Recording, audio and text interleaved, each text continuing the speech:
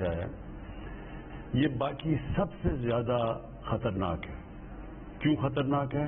کیونکہ یہ زیادہ تیزی سے پھیلتا ہے. اور اس لیے میں ذرا شروع میں 2-3 آپ سے باتیں کر دوں. دیکھیں اللہ نے ابھی تک ہمارے پہ بہت کرم کیا.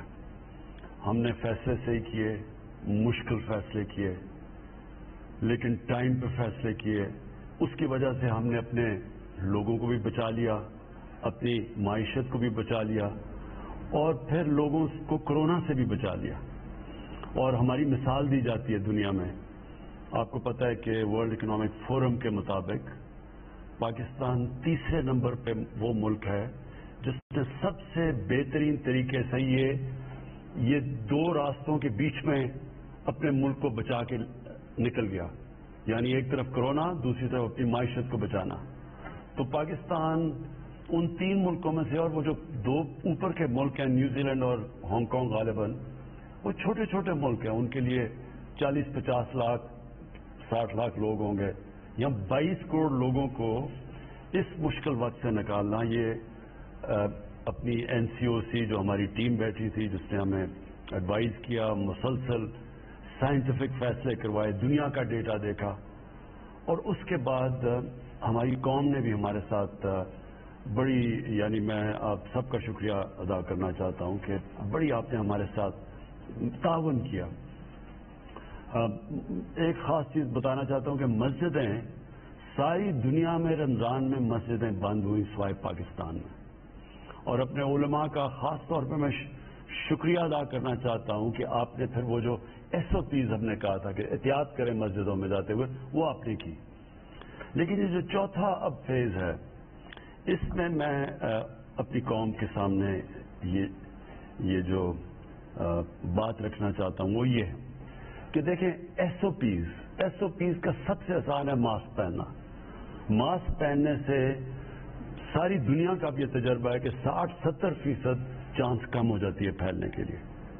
تو پہلے تو میں سب سے آپ سے درخواست کروں گا کہ ماسک, جدھر لوگ زیادہ ہیں ماسک پہنیں. باہر پھر بھی گزارا ہو جاتا ہے اگر فاصلے پہ لوگ اور کھلا آسمان ہو, لیکن کمروں کے اندر جب بھی زیادہ لوگ ایک کمرے میں کم جگہ پہ ہیں ادھر ہمیشہ ماسک پہنیں. ہمارا تھوڑا سا مسئلہ ہوا ہماری فیڈرل گورنمنٹ اور سندھ گورنمنٹ کا. سندھ گورنمنٹ کی کوشش تھی کہ لاک ڈاؤن کر دیں, اور میں فالو کر رہا تھا. لیکن مسئلہ کیا ہے, لاک ڈاؤن بالکل ٹھیک فیصلہ ہے. اگر آپ لاک ڈاؤن کریں گے تو اس کا پھیلاؤ کم ہو جائے گا, کیونکہ اگر ایکٹیویٹی رک جائے گی تو چانسز ہیں وہ کم تیزی سے پھیلے گی. لیکن مسئلہ یہ ہے کہ ہم نے دوسری طرف دیکھنا ہے کہ لاک ڈاؤن سے کیا ہم اپنے ملک کو, اپنی معیشت کو بچا لیں گے, اور اس کے بعد جو بھوک پیدا ہوگی, جو پھر دیہڑی دار ہے, خاص طور پہ جو ہمارے غریب طبقہ ہے, وہ کیسے گزارا کرے گا لاک ڈاؤن میں؟ اگر مثلا وہ اپنے چھاپڑی ہے, اس کی چھوٹی دکان ہے, ٹیکسی ہے, یہ سارے لوگ جو پیسہ کماتے ہیں اور پھر اپنے بچوں کو کھلاتے ہیں, اپنے گھروں کو کھلاتے ہیں, ان کا کیا بنے گا؟ جب تک ہم اس کا جواب آپ کے پاس نہیں ہے کبھی لاک ڈاؤن نہ کریں. ہندوستان نے اپنی تباہی کر لی. آج ہندوستان کے اندر حالات دیکھیں, غربت دیکھیں, ان کی معیشت کا حال دیکھیں. وہ کدھر تھی, پاکستان کدھر تھا. آج اللہ کا شکر ہے پاکستان کدھر ہے اور ہندوستان کی تباہی کتنی ہوئی, کیونکہ ان کی گورنمنٹ نے ایک دم لاک ڈاؤن کر دیا, سوچے سمجھے بغیر کہ بیچارے لوگوں کو کیا بنے گا, لوگ ٹریول کس طرح کریں گے, باہر سے مزدور کام کرنے آئے دیہاتوں سے. انہوں نے اس کا کچھ نہیں سوچا. انہوں نے اوپر کی کلاس کا سوچا, جو ہماری طرح کے لوگ ہیں جن کو ایک دم خوف ہو گیا جب دیکھ رہے ہیں کہ تیزی سے پھیل رہی ہے, لوگ مر رہے ہیں, ہم جانے والے لوگ. تو انہوں نے صرف ایلیٹ کا سوچا, اوپر کے لوگوں کا سوچا جو پیسے والے ہیں. انہوں نے نہیں سوچا کہ وہ نیچے جو لوگ ہیں, جو محنت کش بیچارے لوگ ہیں, ان کا کیا بنے گا. تو اس لیے سندھ گورنمنٹ کو صرف ہمارا یہ ہے کہ دیکھیں جب آپ لاک ڈاؤن کرتے ہیں تو اپنے ذہن میں ڈال لیں کہ آپ لوگوں کو بھوکا رکھیں گے, اور اگر آپ کے پاس وسائل ہی نہیں ہے لوگوں تک کھانا پہنچانے کے لیے تو بھوکے لوگوں کو آپ لاک ڈاؤن نہیں کر سکتے. میں اگر میرے بچے بھوکے ہیں گھر میں تو مجھے آپ کیسے کہیں گے کہ نہیں جی آپ باہر نہ جائیں کیونکہ لوگوں کو کورونا پھیل جائے گی. تو اس لیے ہمارا ہمارا اب تک یہی اپنی حکمت کو استعمال کرتے ہوئے دونوں طرف مسئلے ہیں، ایک طرف معیشت ہے، ایک طرف ہماری کورونا کا پھیلنا ہے، تو یہ بڑا سوچ سمجھ کے اس میں سے نکلنا ہے. تو جو اسمارٹ لاک ڈاؤن ہے، یعنی کہ علاقے جو زیادہ تیزی سے پھیل سکتی ہیں ان کو مثلا شادی، جب لوگ شادی پہ کھانے پہ اکٹھے ہوتے ہیں تیزی سے پھیل جاتی ہے، ریسٹورینٹس میں تیزی سے، تو ادھر تو تھوڑی دیر کریں. اسکولوں میں جب تک بچوں کو اور ٹیچرز کو ٹیکے نہ لگائیں اسکول بھی نہ کھولیں، کیونکہ اسکولوں میں بھی بڑی جلدی پھیل جاتا ہے. تو اصل اس کا علاج ایک ہی ہے، ویکسینیشن، ٹیکے لگانے کا. ابھی تک پاکستان نے 4 کروڑ 3 کروڑ لوگوں کو اب تک ہم ٹیکے لگا چکے ہیں، اور جن کے نہیں لگے، اور خاص طور پہ جب آپ سمجھتے ہیں کہ ادھر آپ کے کام ہیں جدھر زیادہ لوگ ہیں، آپ کو فوری طور پہ ٹیکے لگوانے چاہیے. ہم اب پوری گورنمنٹ کوشش کر رہی ہے کہ کوئی کمی نہ ہو ہماری ویکسینیشن، لیکن اس کا حل صرف ویکسینیشن ہے، ٹیکہ لگانا. اس کے علاوہ حکمت استعمال کرتے ہوئے ہمیں اس میں سے نکلنا پڑے گا. لیکن کسی صورت ہماری معیشت اتنے مشکل وقت سے نکلی ہے اور اللہ کا کرم ہے کہ اب اوپر جا رہی ہے. ہم نے کسی صورت لاک ڈاؤن کر کے اپنی معیشت کو تباہ نہیں کرنا. جی آپ کے پہلے کالر. السلام علیکم. وعلیکم السلام. جی کون بات کریں گے، کہاں سے؟ جی میں اسلام آباد سے بات کر رہی ہوں، صبح جہاں. جی کیا بات کریں گے آپ وزیر اعظم صاحب سے؟ جی میں بات کرنا چاہ رہی ہوں کہ وزیر اعظم صاحب سے، میرے شوہر کالج سے وائس پرنسپل ریٹائر ہوئے ہیں اور وہ اب کالج کی بیماری سے مکمل بیڈ پر ہیں. میری 3 بیٹیاں ہیں جن کی شادیاں کرنی ہیں، بیٹا بھی نہیں ہے. میں کرائے کے مکان میں ایک مشکل وقت میں گزارا کر رہی ہوں. اخراجات اور شوہر کی بیماری پر آنے والے اخراجات کی وجہ سے میں مقروض بھی ہو چکی ہوں. تو آج سے 10 سال پہلے ہم نے 60 لاکھ روپے مزارعہ کاروبار میں لگایا تھا. وہ بندہ پیسے لے کے بھاگ گیا، پھر نیب نے اس کو پکڑ لیا. 10 سال ہو گئے ہیں، کیس نیب میں ہی ہے. نیب نے ریکوری کے لیے ہمیں کہا تھا کہ ریکوری ہو رہی ہے، لیکن ہمیں تو کوئی ایسی اطلاع بھی نہیں ملی اور نہ ہی ہمیں کوئی پیسہ ملا ہے. تو اس طرح کرتے ہیں کہ اگر آپ ان کو کانٹیکٹ کر کے ان سے پوچھ لیں گے تو ہم پھر پوری کوشش کرتے ہیں کہ آپ کا جو کیس ہے اس کو ہم تیزی سے سالو کریں. جی اگلے کالر ہمارے ساتھ 92249000. یہ نمبر آپ کی اسکرین پہ بھی آ رہا ہے، آپ اس پہ کال کر سکتے ہیں. 10 لائنز ہیں اس نمبر پر اور ہماری کوشش ہوگی کہ زیادہ سے زیادہ کالرز کو ہم پروگرام کے اندر شامل کر سکیں. السلام علیکم. جی السلام علیکم. جی وعلیکم السلام. جی کون صاحب کہاں سے اور کیا بات کریں گے وزیر اعظم صاحب؟ میں سعید بہادر جی سالک تمغہ امتیاز بول رہا ہوں. جی بی کے علاقہ گلشن کبیر سیاچن کے دامن سے بول رہا ہوں. جی میں بڑا خوش قسمت آدمی ہوں کہ اپنے ملک کے پہلے اب تک کے ایسے آؤٹ اسٹینڈنگ ویژنری شفاف پیلوس مخلص اور دلیر وزیر اعظم سے بات کرنے کا شرف حاصل کر رہا ہوں. میں سب سے پہلے وزیر اعظم صاحب کا شکریہ ادا کرتا ہوں جنہوں نے بڑی فراخ دلی کے ساتھ 270 ارب روپے کا خصوصی پیکج دیا جی بی کو، جس میں ہمارے وزیر اعلیٰ کا بھی ہاتھ ہے، ان کی کوششیں ہیں. میں بلوچستان کے حوالے سے گلگت بلتستان کے حوالے سے 3 اہم مسائل کی طرف نشاندہی کرنا چاہتا ہوں. امید ہے کہ ہمارے وزیر اعظم ان پر خصوصی توجہ فرمائیں گے. پہلا مسئلہ یہ ہے کہ گلگت بلتستان بہت پسماندہ اور دور افتادہ علاقہ ہے اور بھٹو مرحوم کی حکومت میں سبسڈی گندم پر دی گئی تھی. اس وقت کی آبادی اور آپ کی آبادی میں بڑا فرق ہے، آج دگنے سے بھی زیادہ بڑھ چکا ہے. اس میں خاطر خواہ اضافے کی ضرورت ہے. دوسرا مسئلہ یہ ہے کہ وزیر اعظم جناب عمران خان کے وژن کے مطابق ان علاقوں میں سیاحت کی ترقی پر خصوصی توجہ دی جا رہی ہے. پہلی مرتبہ ملک کے تمام شہروں سے پروازیں آ رہی ہے، بیرونی پروازیں بھی شروع ہونے والی ہے اور بائی روڈ بھی لوگ سیاح بہت سے ان علاقوں کی طرف آ رہے ہیں. لیکن سہولتوں کا فقدان ہے، افراتفری کا عالم میں پیٹرولیم کی شارٹیج ہے اور بجلی اور نیٹ کا نظام صحیح نہیں ہے. تو ان چیزوں کو ریگولرائز کرنے کی ضرورت ہے. چھوٹی سی انتظامیہ اس پہ قابو پانا ان کے لیے بہت مشکل ہے. جی بہت بہت شکریہ. گزارش یہ ہے کالر سے کہ اپنی بات کو مختصر رکھیے تاکہ زیادہ سے زیادہ لوگوں کو موقع مل سکے کہ وزیر اعظم صاحب سے وہ بات کر سکیں. ہم اگلے کالر کی جانب جائیں گے. جی السلام علیکم.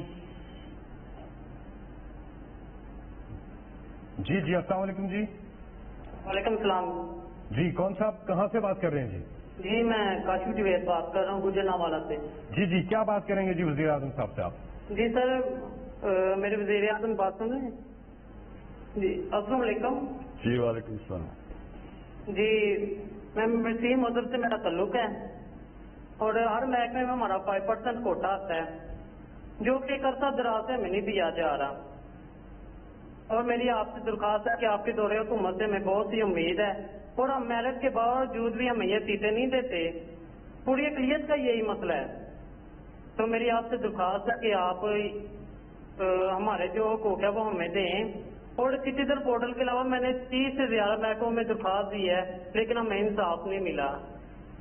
تو مجھے آپ سے بہت امید ہے. اوکے یہ میں آپ کا نوٹ کر لوں. بالکل آپ ٹھیک کہتے ہیں کہ آپ کو اس کا کوٹا ملنا چاہیے. میں یہ اب ساروں کو ڈائریکشن دوں گا کیونکہ اصل میں یہ صوبوں کے پاس ہے سب کچھ. سینٹر تو ہمارا فیڈرل گورنمنٹ تو چھوٹی سی ہے, اصل میں تو صوبوں کے پاس نوکریاں ہیں ساری. تو میں سارے صوبوں کو انسٹرکشنز دوں گا کہ جو آپ کا کوٹا ہے وہ ان کو آپ سب کو ملے. جی اگلے کالر ہمارے ساتھ. السلام علیکم. وعلیکم السلام. فیصل صاحب میں حبیب اکرم کر رہا ہوں. میں دنیا ٹی وی میں کام کرتا ہوں اور وزیر اعظم صاحب کو بھی میں سلام پیش کرتا ہوں. دراصل آج میں نے یہ کال اس لیے بلائی تھی کہ میں دیکھ سکوں کہ کیا واقعی لائیو کالرز ہیں, لائیو کالرز اس میں آ رہے ہیں, لائیو کالز آ رہی ہیں. کہیں فیصل جاوید صاحب کہیں آپ تو ادھر ادھر سے کال نہیں کروا رہے یا وزیر اعظم سے براہ راست ہی لوگ بات کر رہے ہیں. تو لہٰذا میں نے بھی سوچا کہ میں آج اپنی خبر بناؤں گا کہ اگر میری کال نہ ملی تو پھر میں پروگرام میں بیٹھ کے کہوں گا کہ جناب دیکھیے کال تو ملتی نہیں ہے, لیکن میری کال مل گئی اور میری خبر رہ گئی. مجھے اندازہ ہے وزیر اعظم صاحب یہ صحافیوں کا وقت نہیں ہے, جب بھی آپ سے ملاقات ہوتی ہے آپ سے سوالات بھی ہم کر لیتے ہیں, لیکن ایک شہری کے طور پہ میں لاہور کے ایک چھوٹے سے مسئلے کے بارے میں آپ کی توجہ چاہوں گا کہ شوکت خانم ہاسپٹل کو جو سڑک جاتی ہے اس کا ایک حصہ تو بالکل ایسا ہے کہ جہاں پہ جس پہ کوئی اشارہ نہیں ہے, لیکن ایک حصہ ہے جو تقریباً 3 کلومیٹر کا, اس کے اوپر 4 جگہ باٹل نیکس بنتے ہیں اور وہاں پہ کسی پل کی ضرورت نہیں, کسی انڈر پاس کی ضرورت نہیں ہے. بڑے آرام سے یو ٹرن کو بہتر مینج کر کے وہ حل کیا جا سکتا ہے وہ معاملہ. تو میرا خیال ہے کہ وزیر صاحب اگر آپ اس طرف جو کر دیں یا پنجاب حکومت کو انسٹرکشن دے دیں تو وہ ہو جائے گا. لیکن بہرحال وزیر صاحب مجھے یقین آ گیا کہ آپ براہ راست لوگوں سے بات کر رہے ہیں. جی حبیب, میں آپ کو ایک چیز واضح کر دوں. دیکھیں کون سے سربراہ ملک کے آزاد میڈیا سے ڈرتے ہیں؟ وہ کون سے ایسے سربراہ ہوتے ہیں؟ یا انہوں نے قانون توڑنا ہوتا ہے یا انہوں نے ملک کی جو رول آف لا ہوتا ہے, یعنی جو بجائے قانون کی بالادستی طاقت کی بالادستی کرنی ہوتی ہے, تو وہ ہمیشہ گھبراتے ہیں کیونکہ وہ ناجائز کام کر رہے ہوتے ہیں, اور یا پھر جو کرپٹ ہوتے ہیں. اب میں نے اگر چوری کی ہو, میں نے لندن میں میرے اپارٹمنٹس ہو جو چوری سے میں نے بنایا, تو مجھے سارا وقت آزاد میڈیا سے ڈر لگے گا.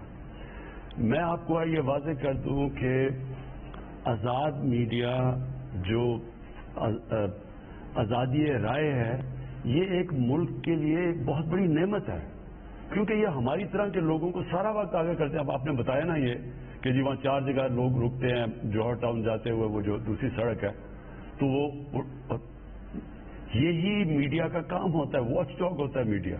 مجھے صرف میڈیا سے اختلاف تب ہوتا ہے جب فیک نیوز بنائی جاتی ہے, پروپیگنڈا کیا جاتا ہے. گورنمنٹ کو مثلا یہ جو EU کی جو ڈس انفارمیشن لیب میں چیزیں سامنے آئی ہیں کہ ہندوستان نے فیک اکاؤنٹس بنائے ہوئے ہیں اور ان کو فیڈ کر رہے ہیں پاکستان سے صحافی جو پاکستان فوج اور پاکستان کے پرائم منسٹر کے خلاف پروپیگنڈا کر رہے ہیں. میرا صرف ادھر مسئلہ ہوتا ہے. آپ جو صحیح صحافت ہے, میں پھر سے کہتا ہوں, جو تنقید ہوتی ہے ملک کے لیے بہت بڑی نعمت ہے. جی آپ کی کالز کا سلسلہ جاری ہے. 05192249000 یہ نمبر ہے. ہم یہ سمجھتے ہیں کہ بہت مشکل سے کال ملتی ہے کیونکہ پورے پاکستان سے ٹور اور سے لوگ کوشش کر رہے ہوتے ہیں, اوورسیز سے بھی لوگ کوشش کر رہے ہوتے ہیں. ہم نے لائنز بڑھا دی ہیں, یہ ایک نمبر جو ہے اس پہ 10 لائنز اب ہو گئی ہیں. लेकिन बहरहाल आप कोशिश जारी रखें, इंशाल्लाह कामयाबी मिलेगी। अगले कॉलर जी, अस्सलाम वालेकुम। अस्सलाम वालेकुम जी, कौन साहब कहाँ से बात कर रहे हैं? मैं मोहम्मद जहांगीर बोल रहा हूँ दुबई से। जी जी, क्या बात करेंगे वजीर आजम साहब से आप? अस्सलाम वालेकुम सर। जी वालेकुम सलाम। मैं मोहम्मद जहांगीर और गुलाम दीन दुबई से बोल रहा हूँ सर। मैं फॉरवर्ड कोटे का रहने वाला हूँ। जी जी हेलो जी जी, आ रही है आवाज? मैं फॉरवर्ड कोटे का रहने वाला हूँ सर। ठीक है। मेरे साथ थोड़ा मतलब आ रहा है कि मैं रिटायर्ड फौजी हूँ। जी जी हेलो जी जी, आप मैं रिटायर आर्मी रिटायर हूँ, तो मैं इधर दुबई में आके थोड़ा याद लिया और मेरी पेंशन बंद हो गई है। पहले 30 महीने बंद की रही है और मैं छुट्टी किया, जाने के बाद वो बहाल की उन्होंने, मेरे काफी सारे पैसे लगे उसके ऊपर। तो मेरी आपसे गुजारिश है कि वो हमसे एनओसी मांग रहे हैं, तो एनओसी हमारे पास तो नहीं, हम थाने से कागजात के भेजते हैं लेकिन वो रिजेक्ट कर देते हैं। अच्छा, आप जब आपको कोई कॉल करेगा आप अपनी पूरी तफसील दें और इंशाल्लाह हम आपकी पेंशन बहाल करेंगे। जी, हमारे साथ अगले कॉलर जी, अस्सलाम वालेकुम। जी अस्सलाम वालेकुम। अस्सलाम वालेकुम सर। वालेकुम सलाम जी, कौन सा बात कर रहे हैं? सुविधा रमजुल्ला बोल रहा हूँ क्वार्ट से। जी जी, क्या सवाल है जी आपका? सर मेरा ये है कि मैं फौजी हूँ, मैंने 34 साल आर्मी में नौकरी की है, तो 71 बाद में भी हिस्सा लिया है। जब मैं 34 साल के बाद आया तो मेरा बड़ा भाई है, उसने हमारे सारे भाई जमीनों पे कब्जा किया है और अभी तक जो है ना उसका उसने अपने पास जमीन रखी है, मुझे अपना हिस्सा नहीं दे रहे। तो इसके ऊपर कोई अदालत में गए हैं, कोई आपके पास कोई कानूनी कार्रवाई की है? सर 97 से मैं अदालत में चल रहा हूँ। 97 से अदालत? हाँ, 97 से कह रहे हैं अदालत में गया हूँ। तो इसकी आपकी हम इस तरह करेंगे कि आपकी तफसील ले लेंगे और यहाँ से कोशिश करेंगे कि आपका केस आगे बढ़े। जी, कंट्रोल रूम में आपका नंबर है, तो आपसे वजीर आजम ऑफिस की जो टीम है वो राब्ता करेगी। जी, आप हमसे राब्ता कर रहे हैं 051-9224-900 इस नंबर पे। साथ ही में सोशल मीडिया पर भी आप अपने सवालात और इंशाअल्लाह अपनी जो अगली हमारी ये आपका वजीर आजम प्रोग्राम होगा उसमें फिर हम बताएंगे आपको कि क्या मसले आए। जो जो आप चीजें बता रहे हैं ये हम अगले प्रोग्राम पे आपको बताएंगे कितने हल हुए और अगर हल नहीं हुए तो उसका मसला क्या है। जी, उसके साथ एक और नंबर भी आप नोट फरमा लीजिए, वो है सिटीजन पोर्टल का। सिटीजन पोर्टल पे एक तो ऐप है, वो आप अपने मोबाइल फोन पर डाउनलोड कर सकते हैं। दूसरा एक टेलीफोन नंबर भी है जिसपे आप राब्ता करके अपनी शिकायत वहां पर भी दर्ज करवा सकते हैं, और वो नंबर है 051-9000111 9000111। ये नंबर जी। अगले कॉल है, अस्सलाम वालेकुम। जी वालेकुम अस्सलाम सर। जी जी, कौन सा आप कहाँ से बात कर रहे हैं? वजीर आजम साहब से बात कीजिएगा जी। सर मोहम्मद बख्श राजनपुर से बात कर रहा हूँ। खान साहब खैरियत से? ठीक है सर। जी मेहरबानी, शुक्रिया। खान साहब मेरी अर्ज है कि मैं वफाक की जमीन काश्त करता हूँ, एक आम काश्तकार और अनपढ़ इंसान हूँ। मैंने ठेके पे ली हुई है, हर साल मैं उसके पैसे भी अदा करता हूँ, सारा कुछ। हुकूमत की 1920 में एक पॉलिसी बनाई गई थी, हमारी फसलों का नुकसान हुआ था, उसमें इमदाद दी गई थी, मुझे शामिल नहीं किया गया, जबकि मैं कमा के खुद हुकूमत को देता हूँ। और दूसरी बात यह है खान साहब, पंजाब गवर्नमेंट जो सब्सिडी दे रही है वो असर रसूख वाले लोगों को मिल रही है मिली भगत के साथ। मैंने फैक्ट्री लाहौर तक अपने जोर लगाए हैं, दरखास्तें दी हैं, फोन भी किया है, किसी ने नहीं सुनी। हम काश्तकार हैं, हम एक मान बेचने जाते हैं तो हमसे 1 किलो इजाफी लिया जाता है। ऑनलाइन पेमेंट की हुकूमत कोई टैक्स नहीं लेती। काश्तकारों को जबकि 600 रुपये 1 लाख के पीछे इनकी ऑनलाइन पेमेंट आती है, टैक्स भी ले लेते हैं।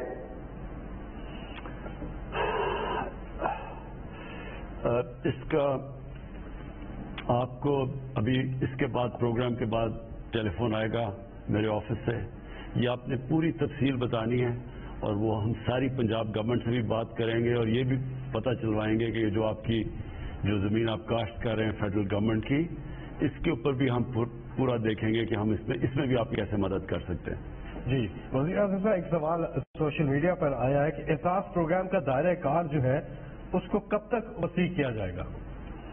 دیکھیں، احساس پروگرام کے تو کافی اس وقت قرضے بھی دیے جا رہے ہیں، دیہات کے اندر خواتین کو مویشی اور چیزیں دی جا رہی ہیں تاکہ وہ اپنی آمدنی بڑھا سکیں.